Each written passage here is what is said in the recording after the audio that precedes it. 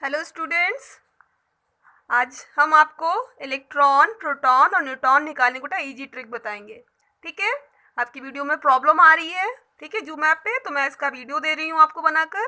जो भी क्वेश्चन आपको समझ में नहीं आया बेटा, उसको टाइप करके ग्रुप में भेज दीजिएगा। ठीक है, तो आप जानते हो बेटा एटम, ठीक है, एटम किन चीज़ों से मिलकर बना हुआ है? इलेक्ट्रॉन, प्रोटॉन और न्यूट्रॉन, तीन चीज़ों से मिलकर बना होता है बेटा। ठीक है, तो आपसे कॉम्पिटेटिव क्वेश्चन में पूछा जाता है कि जैसे हाइड्रोजन है आपका, या नाइट्रोजन है, ऑक्सीजन है, इसमें जो एटम के अंदर इलेक्ट्रॉन और प्रोटॉन और न्यूट्रॉन है, उनके नंबर को ज्ञात करने के लिए क्वेश्चन अराइज होता है। ठीक है, तो इसके लिए आपको दो चीज़ याद रखना होगा। एक तो एटॉमिक नंबर, जैसे हाइड्रोजन का 1, ऑक्सीजन का 8, सोडियम का 11, ठीक है, और एटॉमिक वेट, इसका एटॉमिक वेट कितना होता है। ठीक है, इसका जो एटॉमिक वेट होता है वो आप निकाल भी सकते हो फॉर्मूले से और याद भी कर सकते हो। ठीक है, तो आप जैसे याद रखेंगे, हम यहाँ पे मैंने एक एग्जांपल शो किया है। नाइट्रोजन का क्या होता है? एटॉमिक नंबर 7, और इसका एटॉमिक वेट कितना होता है? 14 होता है। ठीक है, तो इसी के आधार पे हम ज्ञात करेंगे इलेक्ट्रॉन, प्रोटॉन और न्यूट्रॉन का नंबर। आइए देखते हैं कैसे। पहले हम ये जान लेते हैं कि एटॉमिक सिटी को जेड से डिनोट करते हैं और एटॉमिक वेट को कैपिटल ए से। ठीक है, उसके बाद हम आपको एक फॉर्मूला दे रहे हैं जिससे आप आसानी से निकाल सकते हैं इलेक्ट्रॉन, प्रोटॉन और neutron. Z is equal to P होता है यानी प्रोटॉन, और P is equal to E होता है यानी इलेक्ट्रॉन। ठीक है, तो इस तरह से आप तीनों एक दूसरे के बराबर होते हैं। और A इज इक्वल टू क्या होता है? N plus P. ठीक है, जहाँ पे N क्या है? न्यूट्रॉन हो, और P क्या है? प्रोटॉन है। ठीक है, और A क्या है? एटॉमिक वेट, जो आपको याद करना पड़ेगा। ठीक है, यहाँ पे मैंने एग्जांपल दिया था नाइट्रोजन का, तो नाइट्रोजन का 7 होता है, तो हम यहाँ पे 7 लिख सकते हैं। मैंने यहाँ पे बनाया है 7 is equal to, sorry, Z is equal to 7, तो P इज इक्वल टू भी क्या हो जाएगा? 7 हो जाएगा, और E इज इक्वल टू भी क्या हो जाएगा? 7 हो जाएगा। ठीक है, उसी तरह से आपका, अब हमको न्यूट्रॉन का नंबर चाहिए, तो उसके लिए मुझे ये फॉर्मूला लगाना होगा। तो A इज इक्वल टू क्या लिख सकते हैं? N plus P. ठीक है, तो आपको इधर लाना, A का वैल्यू कितना रखेंगे? 14, N पता नहीं है, और P कितना है? 7 है। ठीक है, तो 7 को मैंने यहाँ रख दिया, इंक्लूड कर दिया। अब N को रिस्प्लेक्ट करेंगे, इधर ले जाएंगे इसको, तो 14 में से 7 माइनस करेंगे, 7 आएगा, यानी न्यूट्रॉन का नंबर कितना आ गया? 7। तो इस तरह से आप इलेक्ट्रॉनों और प्रोटॉनों और न्यूट्रॉनों का नंबर आसानी से ज्ञात कर सकते हैं। ठीक है, ये तो नाइट्रोजन का हो गया। अब आइए जानते हैं ऑक्सीजन के बारे में। ऑक्सीजन का एटॉमिक नंबर कितना होता है? 8, और एटॉमिक वेट कितना होता है? 16। ठीक है, तो Z इज इक्वल टू आप वही लिख सकते हैं 8, P इज इक्वल टू भी 8, और E इज इक्वल टू भी क्या लिख सकते हैं? 8 लिख सकते हैं। ठीक है, और N आपको पता नहीं है, N निकालने के लिए आपको फॉर्मूला लगाना होगा। ठीक है, तो आप यहाँ पे मैंने किया है उसी को, A is equal to N plus P, तो N को रिप्लेस करेंगे, A माइनस पी हो जाएगा। तो 16 में से 16A जानते हैं हम यहाँ पे लिखे हैं, और माइनस पी तो वैल्यू पता ही है आपको, 8 रख देंगे, इसमें से माइनस कर देंगे 16 में से 8, तो 8 आपका क्या आ जाएगा? न्यूट्रॉनों का नंबर। इस तरह से आप इसको निकाल सकते हैं।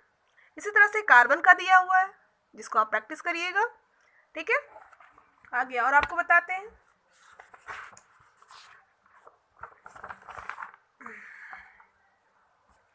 अब यहाँ क्रोमियम का दिया हुआ है, मैंने क्रोमियम का लिखा है 24 होता है इसका एटॉमिक नंबर, और एटॉमिक वेट कितना होता है? 52। अगर पॉइंट में होगा, कहीं कहीं पॉइंट में दिया रहता है, तो पॉइंट को आप इंक्लूड कर सकते हैं। ठीक है, तो यहाँ पे हम फिर वही, इसको जानते हो कि जेड से डिनोट करते हैं, और इसको ए से, कैपिटल ए। तो फॉर्मूला तो आपको पता ही है, ये वाला, z is equal to p is equal to e. ठीक है, तो अगर जेड आपका 24 है, तो पी भी कितना हो जाएगा? 24, ई भी कितना हो जाएगा आपका? 24, और एन पता नहीं है आपको, तो एन को निकालने के लिए यही फॉर्मूला लगाएंगे फिर से हम, a is equal to n plus p, n को रिप्लेस करेंगे, अब ए माइनस पी हो जाएगा। अब यहाँ पे ए की वैल्यू क्यों पुट करेंगे? 52 यहाँ पे जो लिखा था वो मैंने इंक्लूड किया, अब माइनस 24 कर देंगे, 24 यहाँ पे लिख देंगे, और ये आपका आ जाएगा आंसर। ठीक है, उसी तरह का कैल्शियम का दिया मैंने, और उसी तरह का दिया है अब मैंने सल्फर का। तो आपको भी ये दोनों होमवर्क है आपका, इसमें भी आपको Z z is equal to पता करना है कितना होगा, p बताना है, e बताना है और n बताना है। ठीक है, ये दोनों आपका होमवर्क है, इसको आप खुद से करिएगा। अब आगे मैं आपको बताने जा रही हूँ आयन के फॉर्म में जब दिया हो तब आप इसको कैसे निकालेंगे। ठीक है, जैसे होता है ना कि N+Mn, ठीक है, मैग्नीशियम पे 2 डिनोट करके दे देगा और पूछेगा आपसे कि इसमें इलेक्ट्रॉनों और प्रोटॉनों का नंबर बताइए। तो इस अकॉर्डिंग में आप कैसे बताएंगे, आपको क्या करना होगा इसका, क्योंकि आप जानते हो जब कोई एटम प्लस चार्ज रखता है तो वो क्या करता है, इलेक्ट्रॉन को डोनेट करता है, और जब वो वैलेंसी जब पढ़ोगे आप तब उसमें हम आपको बताऊंगी, और जब वो माइनस का चार्ज यहाँ पे शो होगा तो वो क्या करेगा, इलेक्ट्रॉन को लेगा। ठीक है, यानी एक्सेप्ट करेगा, डोनर और रिसेप्टर।